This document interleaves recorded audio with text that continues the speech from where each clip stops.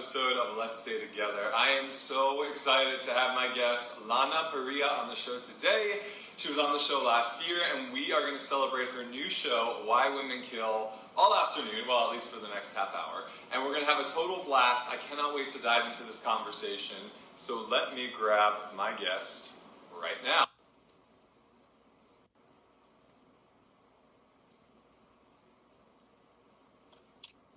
Lana! Hi! Hi, how are you? I'm good. Oh my I'm trying gosh. to make sure there's no technical issues. That's always the case. I got you. You look great. Lighting's amazing. Thanks. I was gonna topple over. Lana, oh my God, we did this a year ago. Can you believe it's been a year already? I know, it's so crazy. We've come so far in the last year. I know, we really have, and I'm so thrilled you're here today. We're celebrating you and the premiere of your new show, Why Women Kill. We're going to dive all into that. Such an exciting day. And for all the fans tuned in, I have your questions. I'll be asking them towards the end of the interview.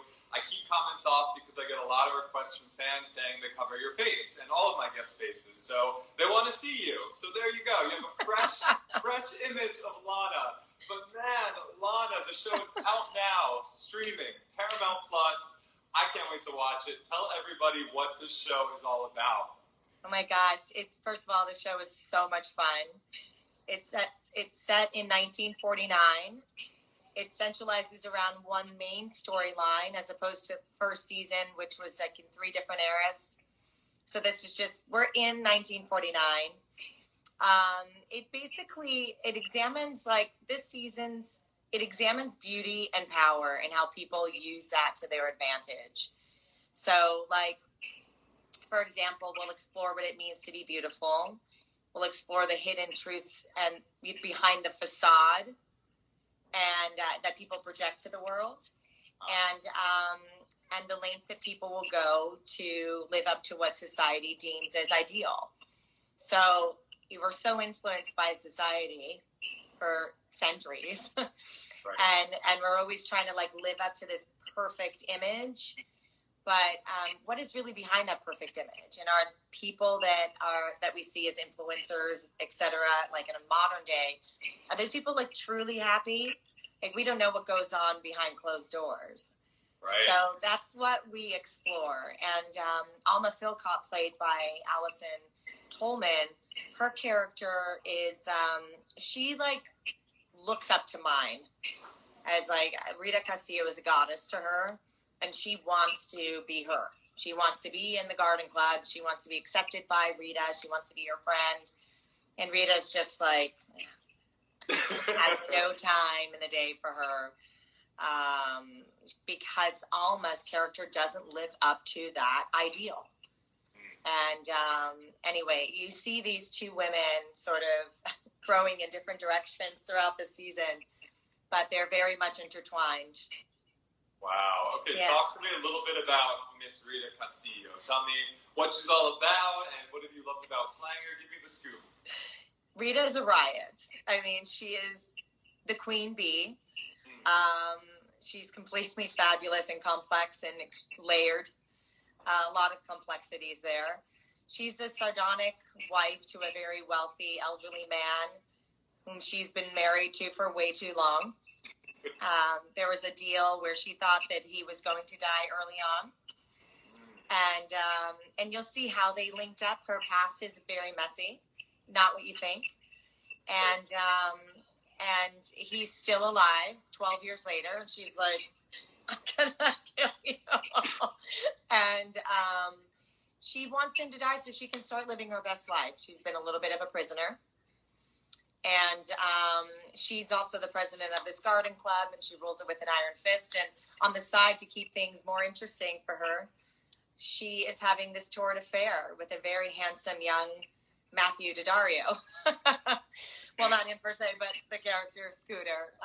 But, everyone who knows Matthew Daddario, he is a very handsome young buck. That's so funny. And we always share a very similar last name, and people are always pointing that out. But we spell it differently. Now, yes, you both spell it differently.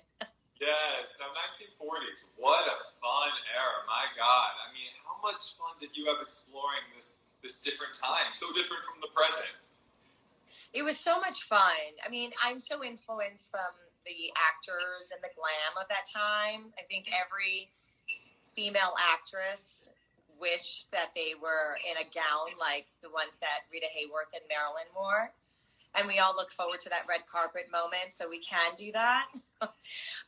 So it was kind of fun to be in that, not kind of, it was a blast to be in clothes like that every single day portraying Rita Castillo. Just setting back into that time and learning about how women portrayed themselves, how they sat, how they walked, how they spoke. There was a different elegance and like a class then that especially my character possesses because she's definitely wealthy.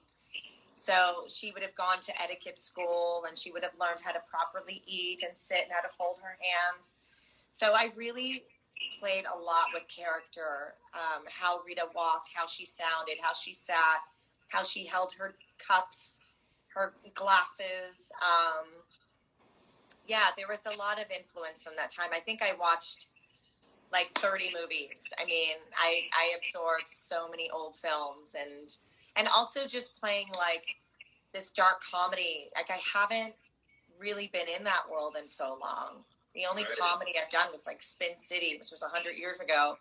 And then, you know, obviously Regina from Once Upon a Time has these snarky like one-liners, but this was really fun to dive into the sort of comedic element of what this show is and really, you know, true to Mark Cherry's sort of, you know, storytelling.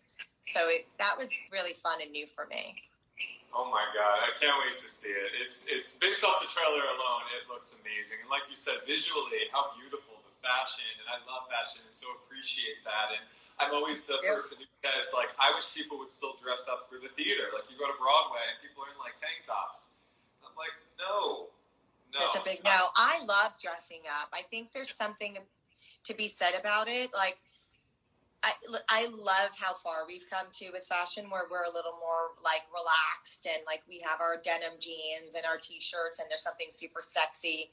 I mean, about a white t-shirt and a pair of denims, you know, jeans. But I really love the glam and glitz. Like, I just think that I've always been into it since I was a little girl and getting dressed up. Like, we don't get to go out as much anymore, but last night when we had a drive-in, you know, show premiere, and we're in the middle of like Santa Monica Airport. There's nobody around, but I was going to get dressed up. There was no way I wasn't going to wear a gown on that, well, green carpet, but on the red carpet, there was no way. It's like I am showing up all glitz and glammed for this premiere in Rita Castillo style. Yes, good for you. I know. I saw you just put up a picture. Amazing outfit. And it's funny. I feel like with you, you're always in something that's like cinched or corset or throughout all the shows you're on. Like you can't breathe in it, you can't walk in it, you can't sit down. I mean, right? I know. I don't even know how I keep getting hired because it's like we can't hear her. She can't walk. She can't sit. That's incredible. It's funny. I've been thinking about that too. Like, how do I get to play these like bodacious characters? And honestly, prior to Once Upon a Time, I didn't play those characters. Well, I would say Swingtown was a show that I did back in 2007 or 8. And that was probably the first sort of like introduction to these very complex, you know, bodacious characters that I've now been playing. But I love them. I love dress up. I love, you know, like even yesterday when I was wearing that gown, I was like, I want gloves, but like it's too charactery. Let's try to keep it modern. But I'm like, put more jewelry on me. I love it. Which outfits between Regina and this character were more taxing to wear? You know, Regina's the queen costumes. Anything that was jeweled was very difficult because any collar that had jewels on it would get stuck to my hair. And it was always just like a rat's nest back here. And then it would really, like, I permanently injured my neck. Like, I have, like, some nerve damage from just, you know, standing a certain way and kind of like putting my neck forward so it wouldn't get caught on collars. And I was unconscious to it. I didn't realize that I was doing that. But my hair often would get stuck to these collars and make it very difficult at the end of the day to like try to separate my hair and the costume. But I would say Regina's costumes were a bit more constrictive and constricting in a very different way. Because they were big and there was all this tulle underneath, and going to the bathroom was extremely challenging. Rita Castillo's costumes were challenging because of the foundations and the corsets, and Janie Bryant is very sort of authentic and stayed true to the time. Like, you have to wear your corsets, we got to cinch you in. And it was harder to breathe, but at least I could like walk around town in those costumes and people would say, that's a very fancy lady, but they wouldn't be like, you know, shouldn't you be on Hollywood Boulevard next to Spider-Man? Like Wonder Woman? Right. I can't wear any of the Queen's costumes in public. Fair point. Now, you mentioned that one of the themes of this show is, you know, what does it mean to be beautiful? And you guys explore the idea of people trying to kind of keep up with what society expects of them or wants from them, right? So what is your definition of beautiful? What does that mean to you? It's such a big word. It really is. And I know this is super cliche, but it really is like beauty is in the eye of the beholder, as they say.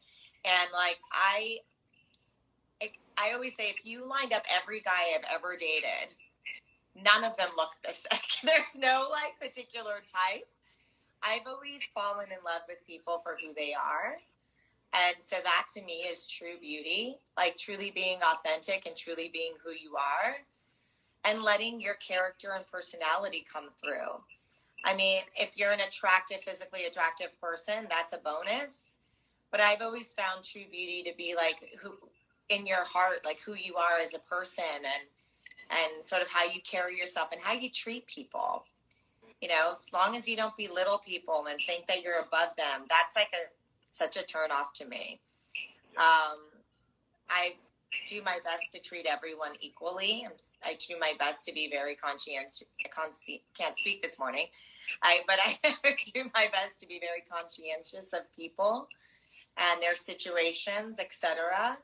And I think that's a beautiful quality. So I think beautiful to me, it like lies in people's qualities and like their personalities and their characteristics and like who are they as a person.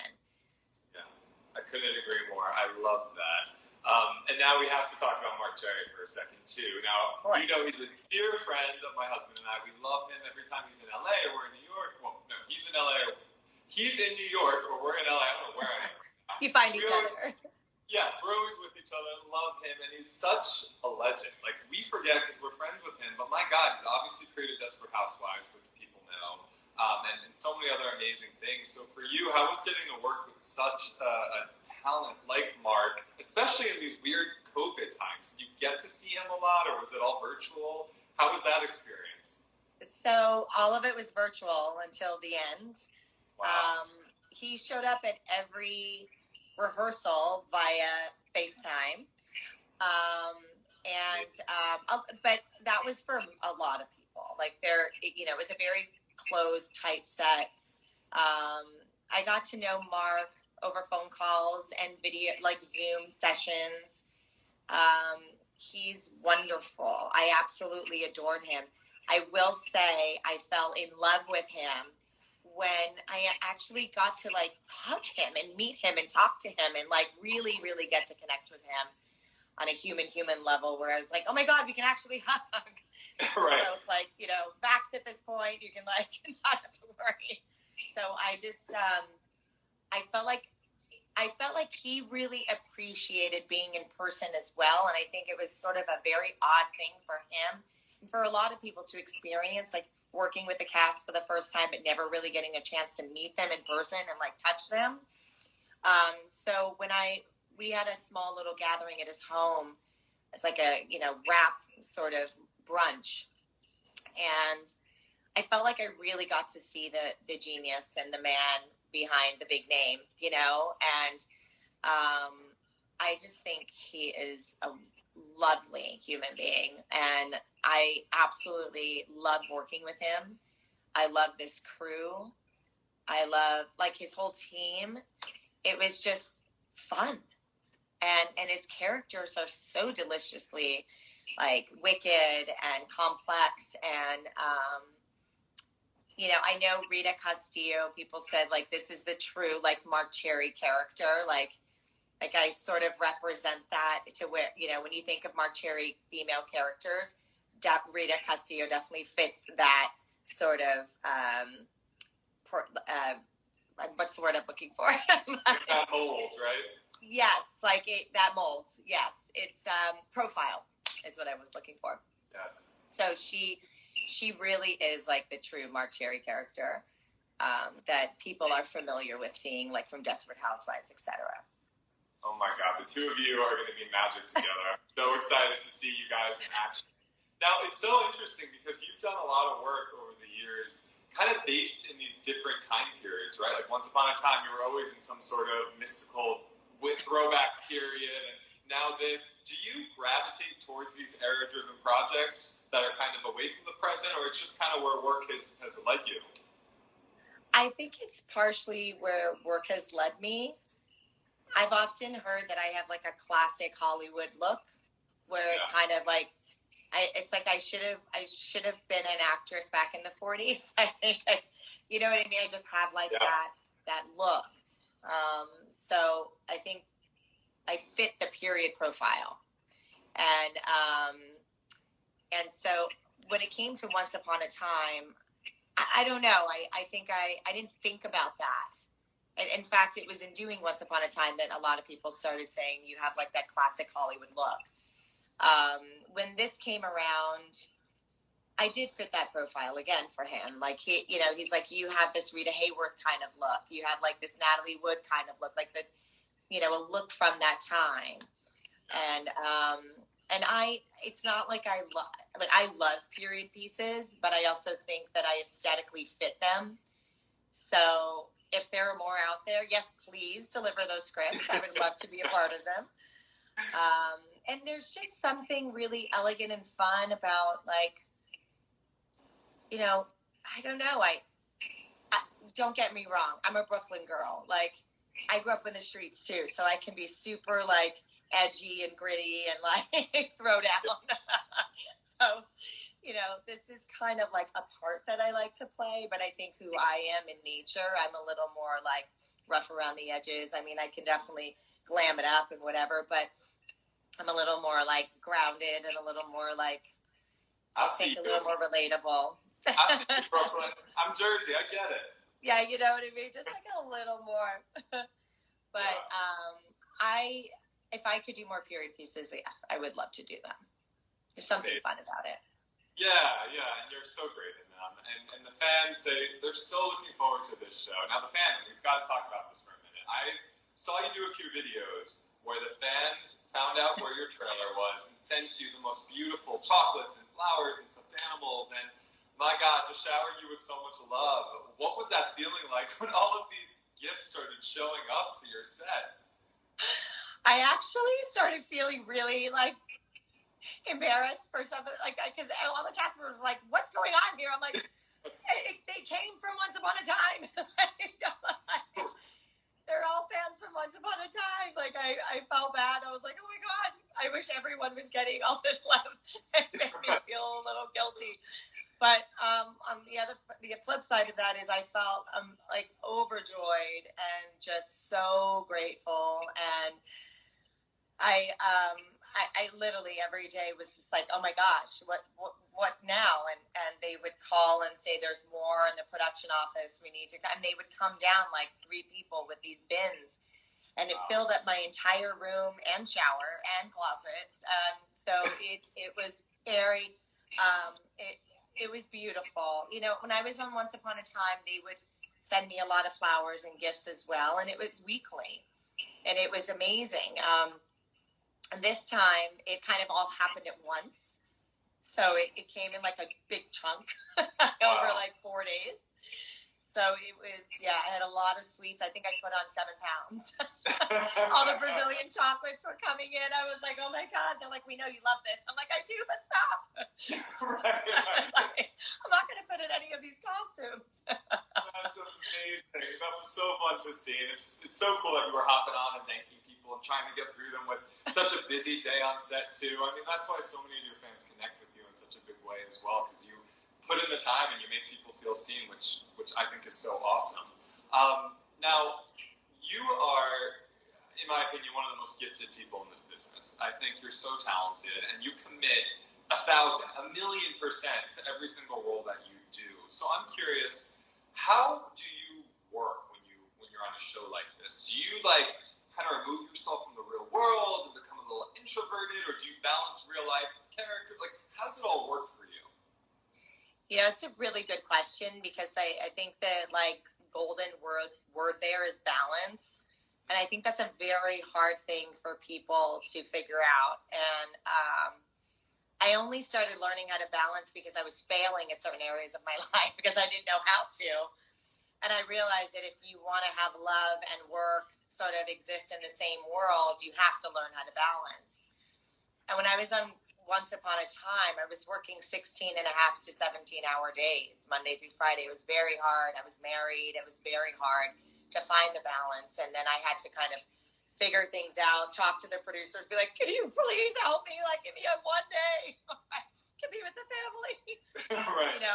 It was tough. It was very tough. But as much as I'm a workaholic, I also know that finding balance in life is really, really critical and important, because it only adds to your work. And it's really important to kind of take a break from, it's like athletes that are always going. They usually take one day off to kind of give their body a break to reset. And I think you need to do the same thing with your brain and your body. As much as you want to keep going, you kind of have to force yourself to just stop.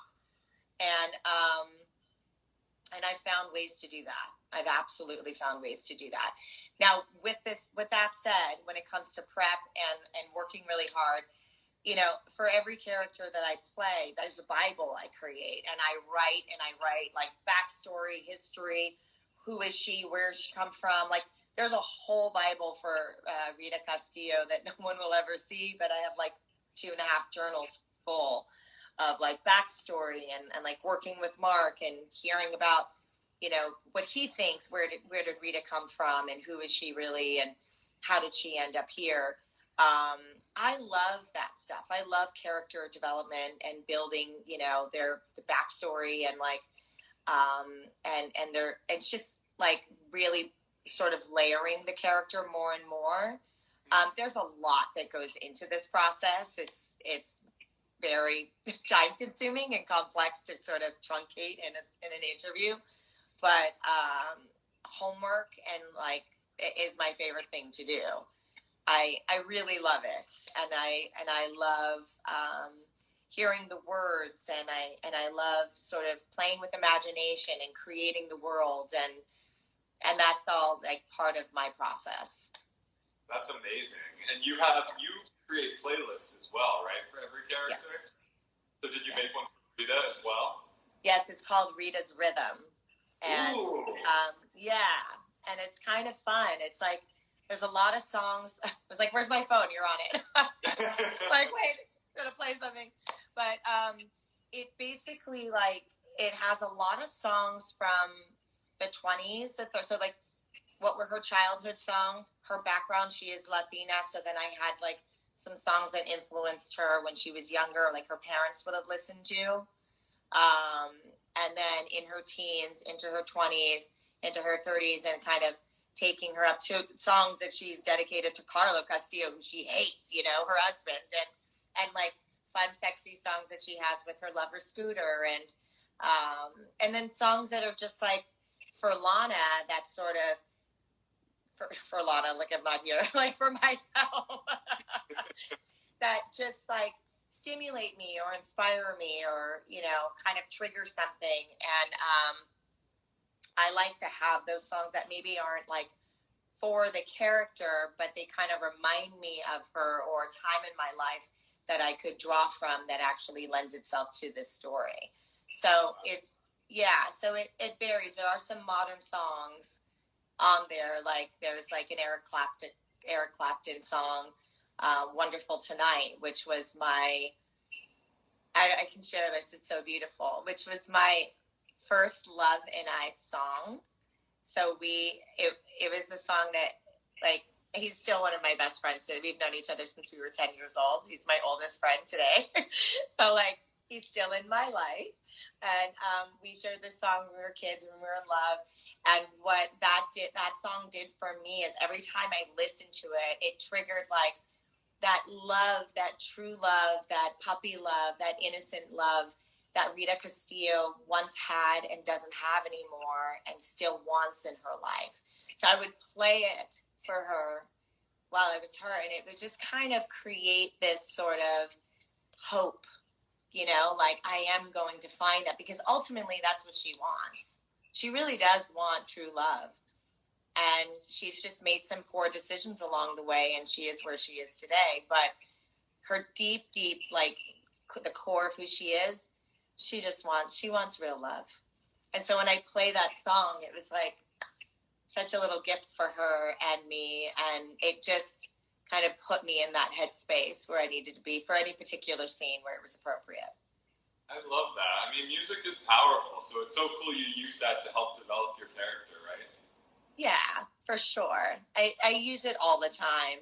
I had a lot of Evil Queen, and Regina playlists, but with Apple, I'm going to badmouth Apple, they've completely screwed all of my playlists, all my songs. Like, anyway, I won't waste our time here, but I have tons of CDs that I've uploaded and put on my computer, and then when Apple did all these updates, like, I don't know how long ago it was, and my iPod died, all my playlists were gone, like, everything just disappeared. It sucks. I just have, like, a Bandit Regina playlist left, because I played, like, 12 different versions of that character. So right. Yeah, you have quite a few of those, I'm sure. Oh, yeah.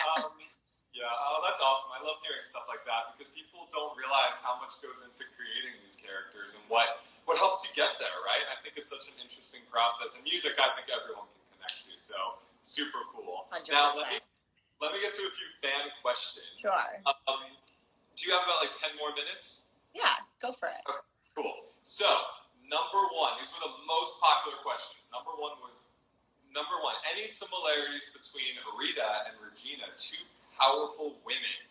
Yes. I mean, yes, they're both powerful women. They're both, like, super glitzy and glam. They both can be snarky and sardonic. Let's see, you know, there's a lot of hidden secrets, and they have very complex backgrounds. And like I said, don't be so quick to judge Rita. And we all felt that way about the Evil Queen when we first met her, and those first 17 episodes were like, she's awful. We hate her, but we love her. But we hate her, but we love her. And then in episode 17 or 18, whichever it was, when you learned how she became this way, then everyone started like, oh my God, having so much compassion for her, and we understood her complexities. Rita has not a similar background. Obviously, one's fictional, and well, they're both kind of fictional, but one is set in a fairy tale world. But Rita has a very complex past, and she's sort of graduated into this woman that she's become, but it's not who she truly is. Ooh, good tease. I can't wait to see that unfold. Number two, I love this question. What is something from 1949 you would bring to 2021, and what's something from 2021 you'd bring with you back to 1949? Oh, gosh.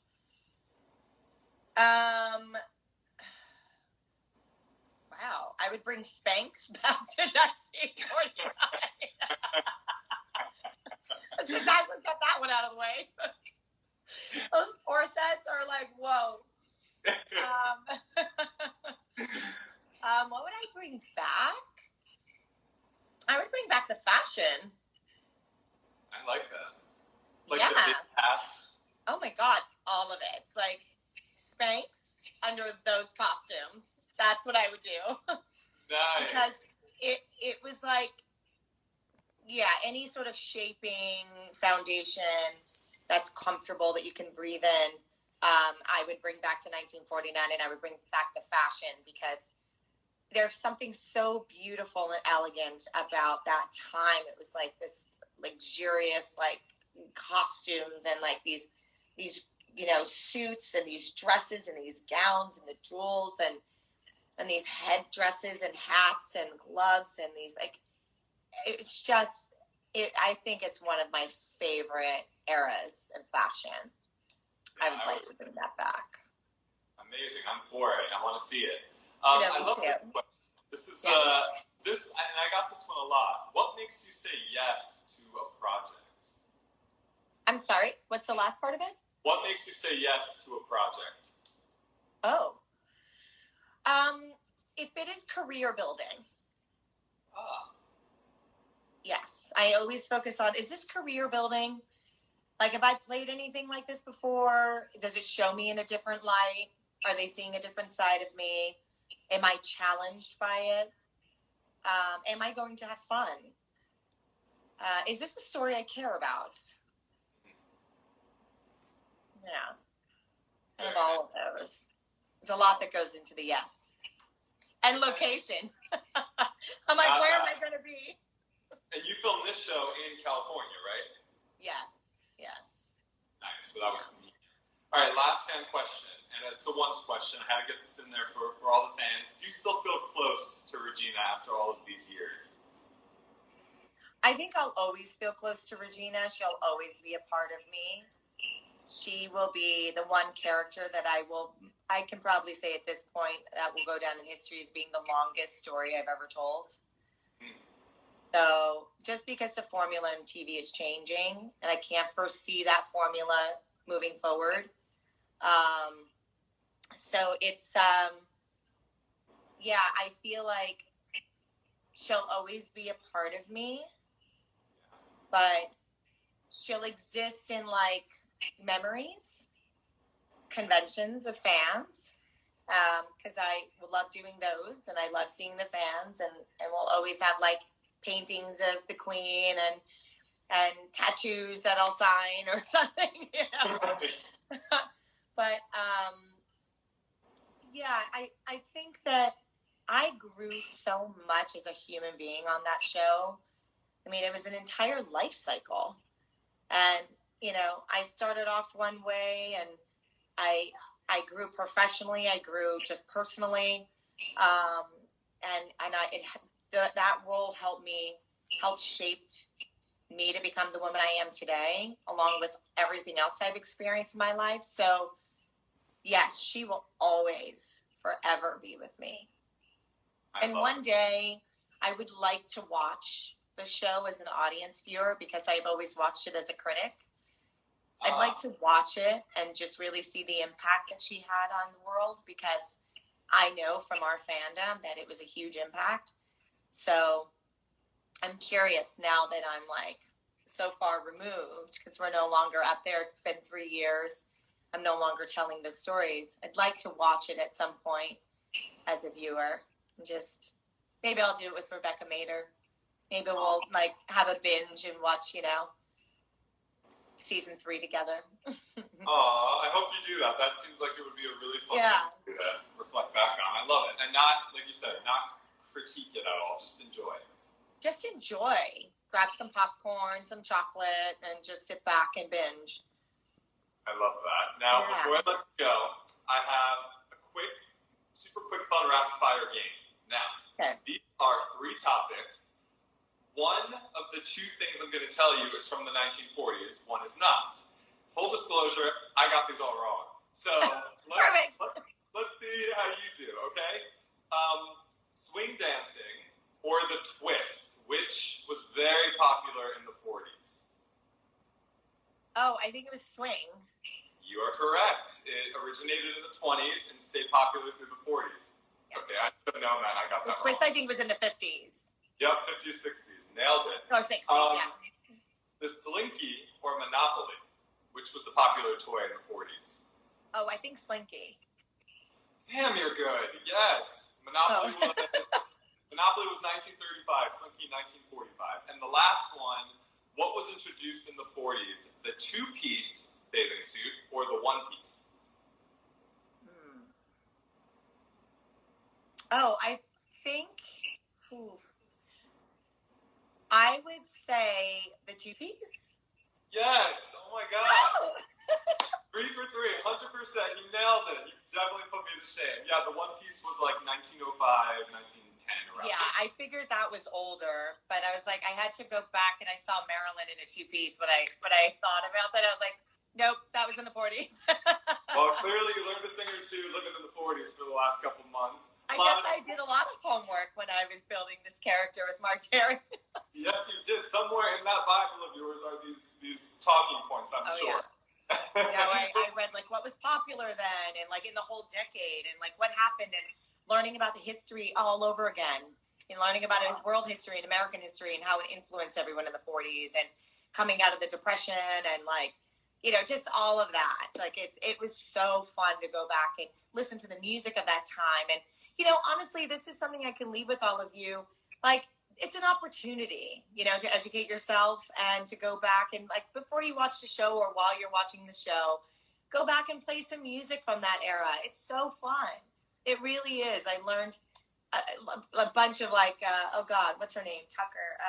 Oh God, I'm spacing on a name, but something Tucker and Al Brawley or Bowley or something like that. I started listening to him quite a bit. And it's very uplifting. It's like, very sort of upbeat, uplifting. It's kind of complex and happy, and some of it's like, oh God, this is so dated, but it's fun. It's fun to kind of step back into that time. And one thing my grandmother used to do, which I think I might do tonight, I'm having a little premiere party at the house. She used to get dressed up. She was a big soap opera viewer, and all the old ladies in the neighborhood would come over, and she would make a big Italian spread. You know, my grandmother started cooking at 5 a.m., and she'd make this huge spread for everybody, and all the old ladies would come over, and they would dress up to watch their favorite, you know, soaps. And I just thought that was like, there's something fun and cute about that. It's like getting dressed up to go to your friend's house to watch the Oscars, right? And I think you can make an event out of this. It's the summer. Have fun with this show. It is a great summer show. You can't binge it, which I kind of like. So you can actually watch the 2-hour debut tonight. But then next week you can get glammed and glitz with your friends and watch it every Thursday night for the next couple of months. Oh my God, I love that. I'm so excited to watch this show. Congratulations to you. What a special day. And I'm so honored you took time today on your premiere day to hang out with all of us. Thank you. Likewise, it's so great to see you. I hope to see you in person when I'm out in New York. I hope so too, Lana. Sending you all the love and congratulations. Thank you, and to you and your beautiful partner. Thank you. Bye. Bye.